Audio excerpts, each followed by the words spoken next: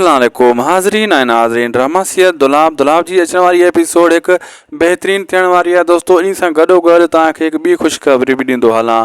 Sindh TV वारनि जो दोस्तों हिकु बेहतरीन मेगा सोप सीरियल शूट थींदो जनवरी जे आख़िरी हफ़्तनि में इंशाल्लाह शूट कयो वेंदो।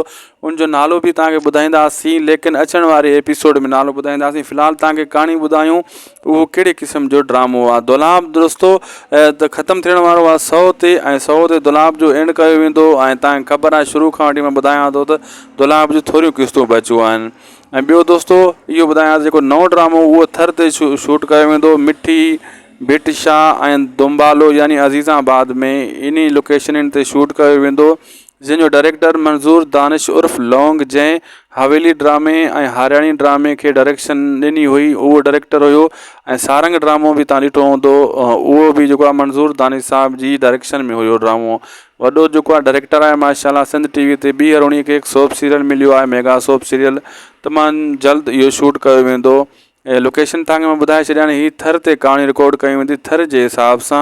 ऐं तव्हांखे ख़बर आहे थर जे हिसाब सां कहाणी कहिड़े क़िस्म जी ज़बरदस्त हूंदी बिल्कुलु।